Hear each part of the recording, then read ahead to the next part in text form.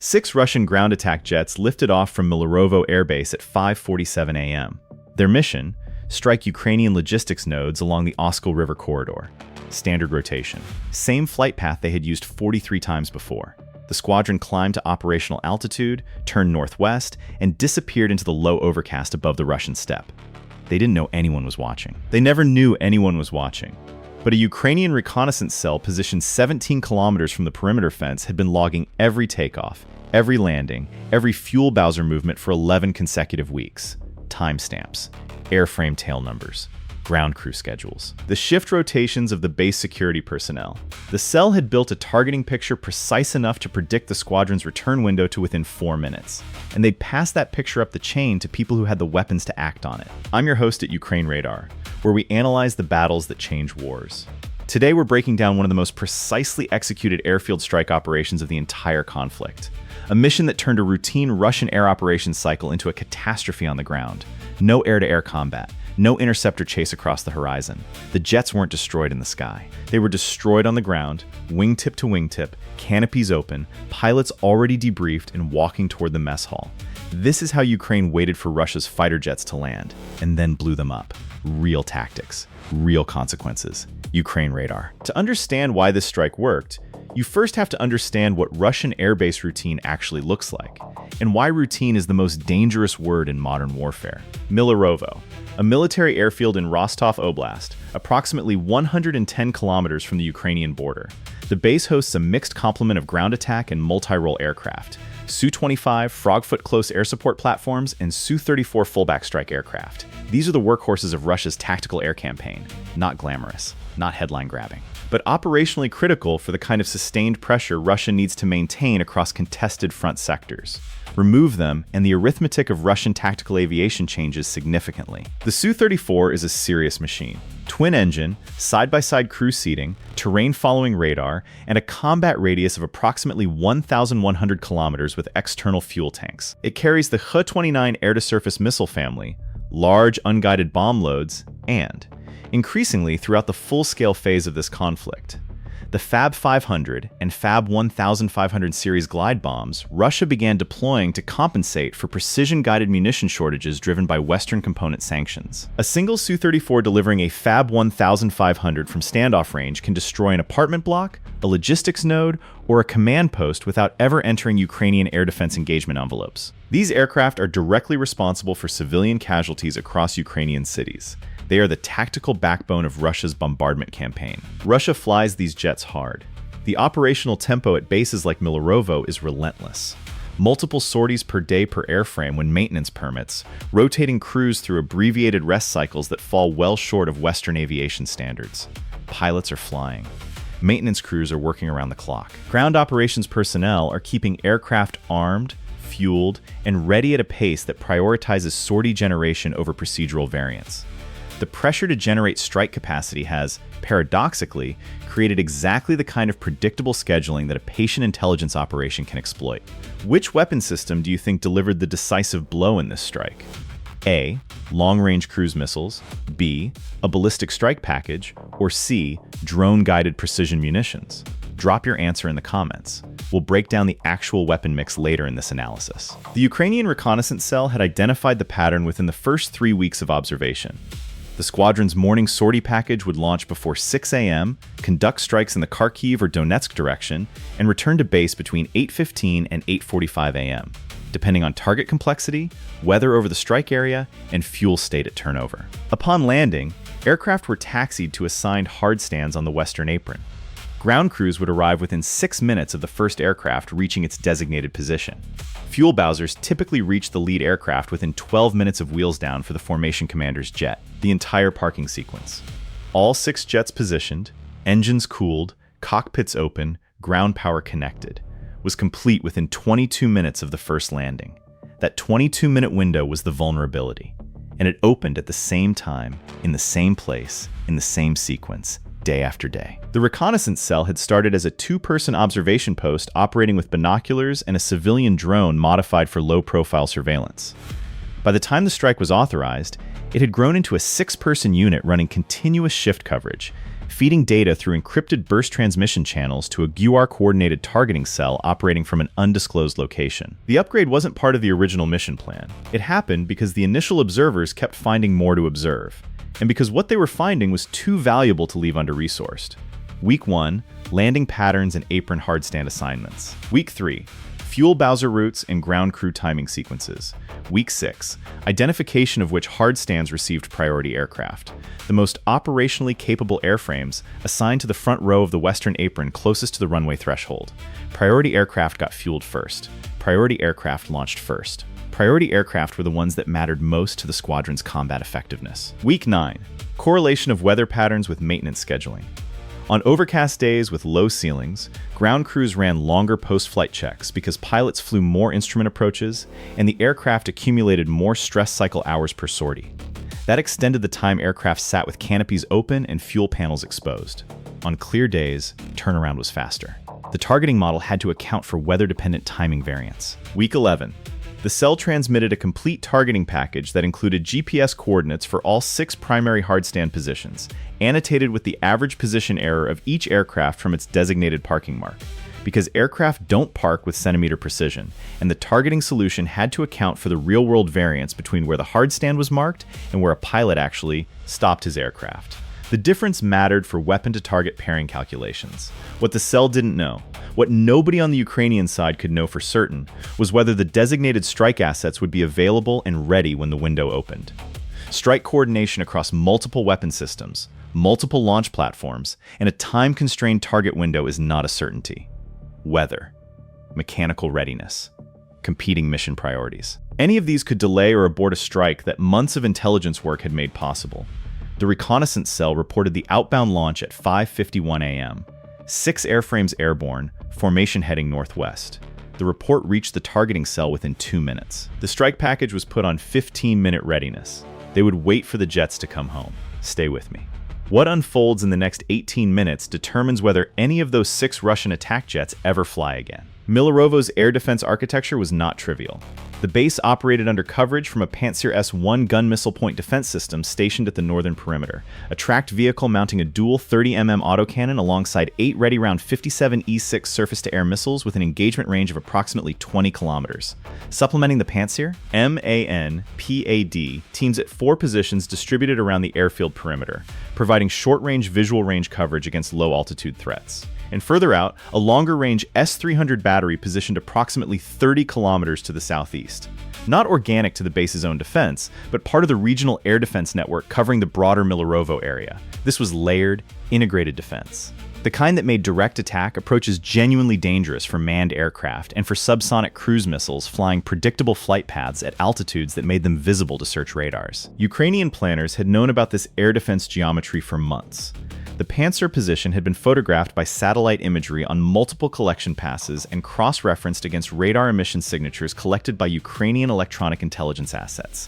The S-300 battery's search radar pattern had been analyzed and characterized. The MAN-PAD team positions were estimated based on standard Russian air-based defense doctrine applied to the known perimeter layout and adjusted for terrain that would affect coverage sectors. The solution wasn't to defeat the entire air defense system. It was to sequence the strike so that the critical point defense element was neutralized before the main strike package arrived, and to approach from a geometry that placed the Pantsir system's radar in a degraded engagement position during the critical window. Radar systems have optimal engagement geometries. They have look angles where performance is strongest, and angles where clutter, terrain masking, and antenna orientation combine to degrade detection range. Approaching from the southwest, from terrain that included rolling steppe and a shallow river valley, put any inbound missile in a flight profile where the Pantsir's acquisition radar was fighting ground clutter at the same time it needed maximum sensitivity to detect a low-altitude target. The Pantsir crew was also distracted. 6 jets coming home, crew on radio with approach control, tower talking down the formation one by one. Every communication channel on the base oriented toward managing the returning squadron. Every set of eyes watching the runway. Every mind focused on the routine task of bringing 6 aircraft safely back to ground. Not on the approach corridor from the southwest.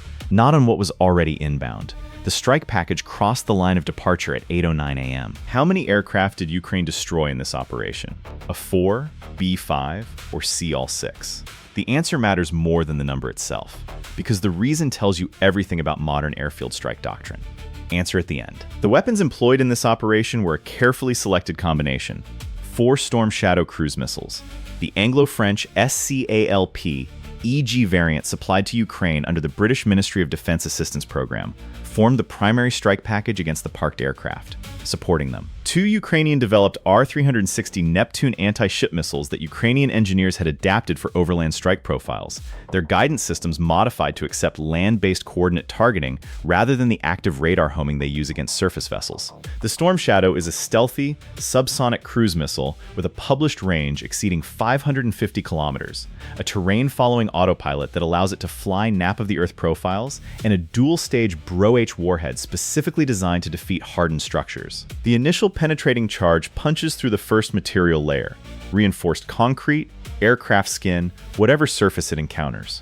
The follow-through munition then detonates inside the target, maximizing destructive effect against dispersed internal components. Fuel systems, avionics, airframe structure, and anything else that would otherwise absorb a surface detonation without catastrophic kill. Against a parked aircraft with open cockpits and exposed fuel ports, the Bro-H warhead's effect is extreme. The Storm Shadow's reduced radar cross-section, achieved through composite airframe materials, internal weapons carriage configuration, and shaping designed to scatter radar returns, makes it difficult for X-band search radars to acquire at long range when it flies a low-altitude, terrain-masking approach. At 50 meters above ground, against rolling terrain, effective detection range for even a capable point defense system shrinks dramatically from its theoretical maximum. The Neptune missiles were not assigned to aircraft targets. Their target was the Pantsir S-1 system itself. Destroy the Pantsir first, then send the Storm Shadows through the gap.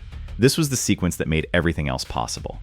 Subscribe to UkraineRadar if you want to understand how modern warfare actually works, because what unfolds in the next 4 minutes is a masterclass in sequence targeting that military academies will study for a generation.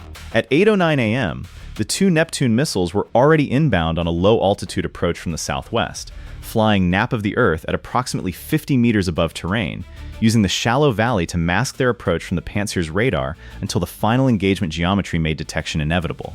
The Pantsir's engagement radar operates in the X-band with a search arc that prioritizes the most likely threat axes. But at 50 meters altitude, against the terrain clutter of the southwestern approach, the effective detection range was compressed to a fraction of the system's nominal performance envelope. The Pantsir crew had approximately 11 seconds of warning before the first Neptune impacted. 11 seconds is not enough time to complete an engagement sequence from an elevated readiness state. It is certainly not enough time from a normal alert posture, with crew attention divided between their system and the radio traffic of a returning aircraft formation. The first Neptune hit the Pantsir vehicle at 8:11 a.m. The impact detonated the missile's warhead against the vehicle's hull, and the resulting blast ignited the system's ready-round ammunition in secondary explosions that destroyed the radar array, the missile launcher assembly, and the vehicle's crew compartment. The second Neptune impacted the vehicle's remains 14 seconds later. A deliberately programmed redundancy shot, insurance against a partial kill result where the Pantsir might have been damaged but not destroyed, retaining some engagement capability against the following Storm Shadows. The Pantsir that was supposed to defend Millerovo's western approach was no longer a factor. 16 seconds after the second Neptune impact, the first Storm Shadow crossed the airfield perimeter fence at low altitude. The Su-34S had landed in sequence. The formation commander's aircraft, lead element, tail number 35, had touched down first at 8:08 a.m. Standard formation recovery procedure. Lead lands, clears the runway. Subsequent aircraft follow at established spacing intervals. By the time the Storm Shadow package crossed the perimeter at 8:12 a.m., the tactical situation on the western apron was exactly what 11 weeks of observation had predicted it would be. All 6 aircraft were on the ground. The first 4 had reached their assigned hard stands and were parked, engines completing their cool-down cycles, cockpits beginning to open as pilots ran shutdown checklists. Ground crew vehicles were already positioned around hard stands 1 and 2, the priority aircraft. The last 2 aircraft were still taxiing toward their assigned positions, moving at normal ground speed along the taxiway. The fuel bowsers had not yet reached the apron. They were en route from the fuel point, approximately 4 minutes away. The first Storm Shadow impacted hard stand position 1 at 8:12 a.m. and 38 seconds. The Bro-H warhead penetrated the Su-34's forward fuselage section and detonated inside the airframe. The internal detonation ruptured both internal fuel tanks. A Su-34 carries approximately 12,000 kilograms of internal fuel, though the returning aircraft had burned most of it on the mission and carried significantly less. What remained? perhaps 3,000 to 4,000 liters of aviation kerosene. Ignited in a fireball that expanded laterally across Hardstand 1 and rolled toward Hardstand 27 meters to the north. The aircraft on Hardstand 2 caught fire before the second storm shadow arrived. The heat from the adjacent explosion ignited fuel vent ports and external fuel residue on the second aircraft's wing surfaces, beginning a burn that the second storm shadow's detonation converted from a fire into a destruction event. 2 aircraft destroyed in the first 30 seconds. The second storm shadow, targeting Hardstands 3 and 4, impacted 11 seconds after the first. The timing sequence had been calculated to prevent the shockwave from the first impact interfering with the terminal guidance of the following missiles, a spacing discipline that required precise launch timing from the firing platforms. The third and fourth aircraft on the western apron received the same treatment as the first 2. The chain of secondary explosions across Hardstands 1 through 4 created a continuous fire front along the front row of the western apron. The wall of fire was visible on satellite thermal imaging as a concentrated bloom against the cold morning air temperature. What would NATO have done differently in this scenario? Would you have sequenced the strikes the same way? Air defense suppression first, then the apron strike? Or gone simultaneous and accepted the higher risk that the Pantsir might get a shot off before the storm shadows arrived? Comment your tactical analysis below. The third and fourth storm shadows were assigned to the 2 aircraft, still taxiing toward their hardstand positions. This was the most tactically complex element of the entire strike package, because moving targets introduce positional uncertainty that parked aircraft don't present. A parked Su-34 on a GPS-surveyed hardstand has a known position to within a few meters. An aircraft taxiing at 7 to 10 kilometers per hour along a taxiway has a position that changes continuously, and the missile's terminal guidance has to account for the gap between when the targeting solution was computed and when the warhead arrives. The targeting cell had addressed this by programming the missiles to engage at the calculated taxi endpoint, the hardstand position toward which each taxiing aircraft was moving, rather than the last known position of the aircraft in motion. The logic: if the aircraft was taxiing normally, it would reach the endpoint at approximately the same time as the missile. If it stopped short, the missed distance would be manageable given the warhead's blast radius. If it accelerated, it might overshoot. But Su-34s don't accelerate sharply on taxiways. The calculation was correct. The fifth aircraft was hit at its anticipated arrival point while still in motion, the warhead detonating as the nose gear passed through the target coordinate. The impact destroyed the forward fuselage and both engines, bringing the aircraft to a halt with its tail section extending back onto the taxiway, partially blocking subsequent access. The sixth aircraft, the last to land, 2 hardstand positions away from its assigned location, was hit at the starboard wing root. The detonation destroyed the right engine and ignited the wing fuel cell, causing the right wing to separate. The airframe cartwheeled off the taxiway into the grass verge at the airfield's edge. 4 minutes and 22 seconds from first impact to last. 6 aircraft. Western apron burning. Taxiway partially blocked. The entire morning sortie package destroyed before a single refueled aircraft could fly again. The MANPAD teams at 3 of the 4 perimeter positions engaged, launching missiles into the smoke, into the dissipating exhaust trails of the departing storm shadows, into whatever heat signatures their infrared seekers could acquire. They hit nothing. The storm shadows were already past their terminal phase, the missiles spent, the targets destroyed. The Neptunes were long gone. The threat that had just removed 6 Russian combat aircraft from operational existence was no longer in the target area. The Millerovo air defense system fired after the damage was done. That is the precise definition of too late. Intercepted Russian communications in the minutes following the strike revealed a command structure in progressive disorganization. The base commander's first transmission requested immediate air defense reinforcement from the S-300 battery to the southeast. The S-300 battery commander responded that his system was configured for area defense operations and lacked the authorization and doctrine to reposition for point defense of an already struck location. He required written authorization from the Air Defense District Command to initiate a repositioning. That authorization exchange took 47 minutes. In those 47 minutes, 2 Ukrainian reconnaissance drones transited Millerovo airspace at medium altitude, unchallenged. Their purpose was not additional strike. Their purpose was battle damage assessment, confirming in imagery that could be transmitted, analyzed, and archived exactly what the ground observers had already reported from the perimeter. All 6 aircraft destroyed. Complete airframe loss across the formation. Combat footage verification and subsequent satellite imagery analysis confirmed the battle damage assessment. The western apron at Millerovo was non-operational. Direct strike damage, secondary explosions from burning airframes, fuel fires from ruptured ground fuel lines, and heat damage to the concrete apron surface had made the primary parking area unusable without engineering clearance and surface repair. That repair cycle took 11 days. 11 days during which the operational throughput of a complete Russian tactical aviation element was disrupted. Aircraft redistributed to alternate bases, missions rerouted through different launch corridors, operational planning assumptions rebuilt around a degraded basing network. The Pantsir S-1 system, destroyed in the opening seconds of the strike, was not replaced at Millerovo within the assessment window. Satellite imagery collected over the following weeks showed the base's northern perimeter without a point defense vehicle. Whether this reflected production constraints from Western sanctions on electronics components or competing demands across multiple installations, the result was the same. Millerovo's western approach was undefended by point defense for at least 11 days following the strike. Ukrainian targeting analysts noted this. The information was retained and cross-referenced against future operational planning cycles. If you believe precise targeting that removes military hardware from the battlefield while minimizing civilian risk represents the tactical and ethical evolution modern warfare demands, type UkraineRadar in the comments. The estimated value of equipment destroyed in this single operation: 6 Su-34 Fullback airframes at an estimated replacement value of approximately $50 million each.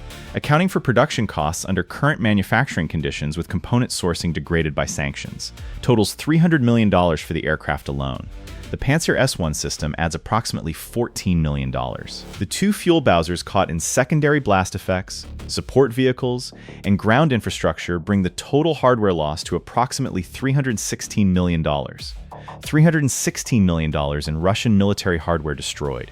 Ukrainian losses in the operation: 0 personnel. The reconnaissance cell extracted safely through its established egress route after the strike. The cell's cover intact, their observation position abandoned in a controlled sequence that left no intelligence indicators for Russian security forces to analyze. The launch platforms that employed the Storm Shadow and Neptune missiles, operating from Ukrainian-controlled territory, returned to base without incident.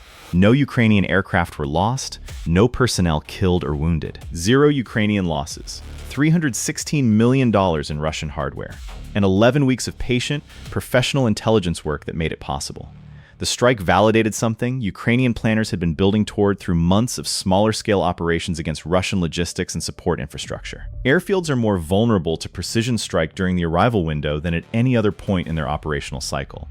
The departure sequence disperses aircraft, separates crews from aircraft, and maintains a degree of operational flux that makes precise targeting harder. The arrival sequence does the opposite. It brings aircraft together. It parks them in a predictable geometry.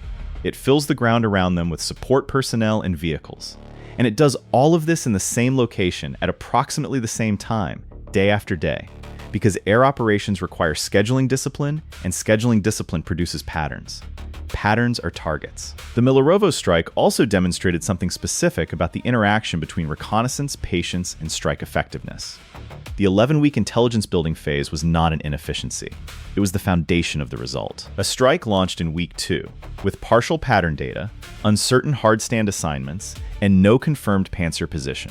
Might have destroyed 1 or 2 aircraft and alerted the base to the surveillance presence, collapsing the intelligence asset for minimal return. The decision to wait multiplied the strike's effectiveness by an order of magnitude. Ukraine doesn't just use weapons. Ukraine finds new ways to fight, and patient intelligence is one of the most powerful tools in that arsenal. The operational lesson extends beyond this single strike.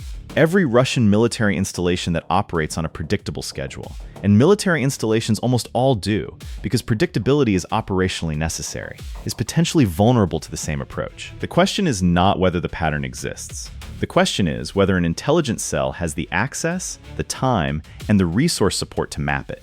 Ukrainian reconnaissance capabilities developed significantly throughout the conflict, driven by the realization that precision strike requires precision intelligence, and by a military culture that came to value the intelligence professional as much as the soldier in the trench. The reconnaissance cell at Millerovo operated for 11 weeks without being detected, a professional standard that deserves recognition alongside the strike itself. The pilots of the 6 destroyed aircraft were not present on the apron when the missiles arrived. They had completed their post-flight debriefs and moved to crew facilities before the strike package crossed the perimeter. Ukrainian sources confirmed that the strike was timed to the window when aircraft would be maximally vulnerable. Engines cooled, fuel exposed, systems open. while crew exposure would be minimized. This timing decision, built into the targeting package, reflects a targeting discipline that distinguishes between destroying enemy military capability and causing unnecessary casualties among military personnel who are not themselves present as threats. Russia has made no equivalent distinction in its strikes against Ukrainian cities. Russian tactical aviation, including aircraft based at Millerovo and identical installations, has delivered unguided munitions against residential areas, hospitals, and civilian infrastructure throughout the conflict. The contrast between a strike calibrated to target hardware while the pilots are in the mess hall and strikes that target apartment blocks while residents sleep is not subtle. Now, the answer to the quiz I posed earlier. How many aircraft did Ukraine destroy? The answer is C, all 6. Every airframe in the returning formation. Every aircraft that had launched from Millerovo that morning was destroyed before it could fly again. And the significance of that number isn't just the total. It's what 6 out of 6 means in targeting terms. It means the weapon-to-target pairing covered the complete parking formation without a gap. It means the positional intelligence was accurate enough that 2 missiles assigned to moving targets hit their intercept points correctly. It means the sequencing. Pantsir first, apron second, taxi intercepts third. Executed without a timing failure that would have allowed any aircraft to escape the engagement window. 6 out of 6 is a planning achievement. Not luck. Planning. The battle damage value breaks down this way. 6 Su-34 airframes at approximately $50 million replacement cost each, $300 million. 1 Pantsir S-1 system at approximately $14 million. 2 fuel bowsers and associated ground support vehicles at several $100,000. Total estimated hardware loss, $316 million. Achieved with 4 Storm Shadow missiles and 2 Neptune anti-ship missiles adapted for land strike. A munition expenditure valued at approximately $7 to $8 million at export pricing. The return on investment is stark. $8 million of Ukrainian employed munitions destroyed $316 million of Russian hardware, a ratio of roughly 40-1. That is the arithmetic of precision warfare executed well. Was the decision to spend 11 weeks building the intelligence picture before acting the right tactical call? Or should the strike have been launched earlier with incomplete data and accepted a lower probability of complete airframe destruction? Could Russian base security, with the resources available to a major military installation, have detected the surveillance cell if they had applied different counterintelligence protocols? And if you were commanding Russian air defense at Millerovo, what single change to your procedures would have made this strike harder to execute? Those questions don't have simple answers. But the military organizations that ask them seriously, that use operational failures as data points rather than embarrassments to be minimized, are the ones that adapt. Russia's response to the Millerovo strike included enhanced perimeter security directives and a standing order to vary aircraft parking patterns at forward-deployed bases. Whether those directives were implemented consistently is something only continued surveillance could answer. Ukraine's response was simpler. They started watching other bases. Will Russia adapt its airfield procedures fast enough and consistently enough to prevent the next precision strike? Or is the operational predictability that makes their air campaign function also an inherent vulnerability they cannot eliminate without degrading their own combat effectiveness? That is a genuinely open question. Comment your analysis below. Subscribe to UkraineRadar, because we break down the battles that textbooks will study for decades. Real tactics, real consequences. UkraineRadar. The western apron at Millerovo is quiet now. Engineering teams have cleared the major debris. The taxiway is open, but the scorch marks burned into the concrete remain, visible in commercial satellite imagery to anyone looking for them. Permanent reminders that in modern warfare, the most dangerous thing a military installation can do is be predictable, and that 11 weeks of watching is sometimes worth more than 11 months of fighting. Stay vigilant.